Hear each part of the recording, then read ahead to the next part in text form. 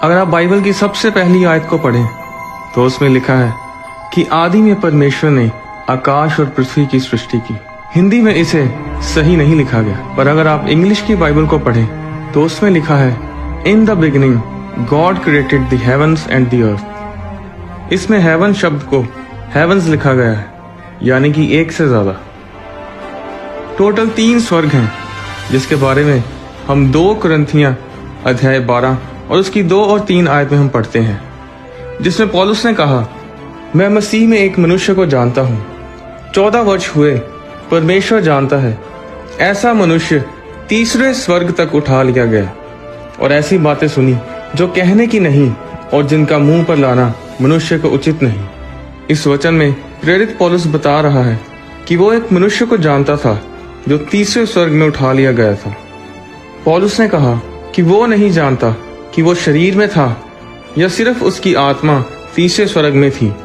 अगर तीसरा स्वर्ग है तो इसका मतलब है कि पहला और दूसरा स्वर्ग भी है। आप तीसरी गिनती तक 1 और 2 गिने बिना पहुंच नहीं सकते। उस तीसरे स्वर्ग में उस मनुष्य ने परमेश्वर को बोलते सुना।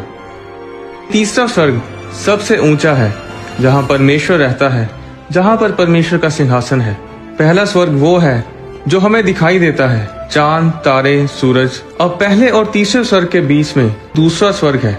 भविष्यवक्ता डैनियल की पुस्तक साबित करती है कि धरती और तीसरे स्वर्ग के बीच एक स्वर्ग है जो शैतान के दूतों से भरा है। डैनियल की पुस्तक में जब स्वर्गदूत ने डैनियल को दर्शन दिया तो उसमें हम पढ़ते हैं कि डैनियल 21 दिन तक उपवास रखकर प्रार्थना करता रहा और 21 दिनों के बाद उसके सामने एक स्वर्गदूत आ खड़ा हुआ।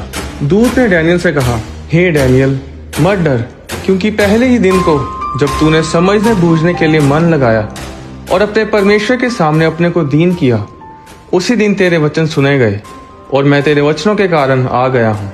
फारस के राज्य का प्रधान 21 दिन तक मेरा सामना किए रहा, परंतु मिकाइल जो मुख्य प्रधानों में से है वह मेरी सहायता के लिए आया। स्वर्गदूत ने डैनियल को बताया कि जिस दिन उसने प्रार्थना करनी शुरू की थी उसी दिन वो दूत उसकी प्रार्थना का उत्तर लेकर स्वर्ग से निकल पड़ा था, पर रास्ते में शैतान के दूतों ने उसे रोके रखा और फिर मिकाइल स्वर्गदूत ने आकर उस दूत की सहायता की। जब वो दूत प्रार्थना का उत्तर लेकर आ रहा था तो शैतान के दूतों ने दूसरे स्वर्ग में उसके साथ लड़ाई की और 21 दिन तक वो जंग चलती रही। और दूत ने डैनियल से फिर कहा कि अब मैं फारस के प्रधान से लड़ने को लौटूंगा और जब मैं निकलूंगा तब यूनान का प्रधान आएगा। यहाँ पर वो दूत धरती के मनुष्य की बात नहीं कर रहा। फारस का राजा शैतान का वो दूत है जिसे फारस राज्य के ऊपर के स्वर्ग का अधिकार दिया गया है। क्या आप जानते हैं कि दुनिया के हर महाद्वीप के ऊपर, हर देश के ऊपर, हर राज्य, हर नगर के ऊपर शैतान के दूतों को बांटा गया होता है जो उस नगर, उस देश को कंट्रोल करते हैं। उसी तरह परमेश्वर के स्वर्गदूत भी हर महाद्वीप, हर देश के ऊपर ठहराए गए होते हैं जो उस देश की रक्षा करते हैं। इसके बारे में मैं आपको अगली वीडियो में विस्तार से बताऊंगा। जब एक विश्वासी मरता है तो उसे स्वर्गदूत लेने के लिए आते हैं और जब वो तीसरे स्वर्ग में जा रहा होता है तो दूसरे स्वर्ग से निकल कर जाता है। और आप सोच सकते हैं कि दूसरे स्वर्ग में शैतान के दूत आपको देखते होंगे और एक दूसरे से बोलते होंगे कि पीछे हट जाओ, ये बंदा यीशु मसीह के लहू में लिपटा हुआ है, ये परमेश्वर की संतान है।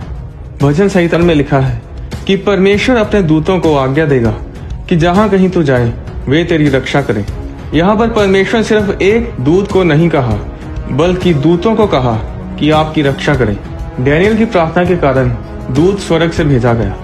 हर एक विश्वासी को कम से कम 2 स्वर्गदूत दिए जाते हैं जो उसके साथ रहते हैं, उसकी रक्षा करते हैं। बाइबल बताती है कि एक स्वर्गदूत ने असीरियन सेना के 1,85,000 सैनिक एक रात में मार गिराए थे। तो 2 स्वर्गदूत कितने लाख मारने की सामर्थ रखते हैं? जरा सोचिए, इतना प्यार परमेश्वर हमसे करता है। स्वर्गदूत तभी उत्तर लेकर आते हैं जब हम परमेश्वर के साथ सहभागिता में बने रहते हैं। अगर डैनियल प्रार्थना ना करता तो दूत ना आता। डैनियल की प्रार्थना पहले ही दिन सुन ली गई थी। परमेश्वर आपकी प्रार्थना को उसी समय सुनता है। बाइबल में लिखा है कि जिसने कान को बनाया, क्या वो खुद सुन नहीं सकता? आपकी फास्टिंग, आपकी प्रार्थना स्वर्ग में हलचल मचाती है।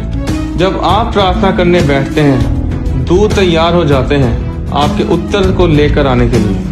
परमेश्वर के वचन में बने रहें, प्रार्थना और उपवास करना ना छोड़ें। परमेश्वर आपको आशीष दे। क्या आपने कभी सोचा है कि जो बच्चे गर्भपात के कारण मर जाते हैं, जो मिसकैरेज के कारण मरते हैं, वो कहाँ जाते हैं? अगली वीडियो में मैं आपको इस रहस्य के बारे में बताऊंगा।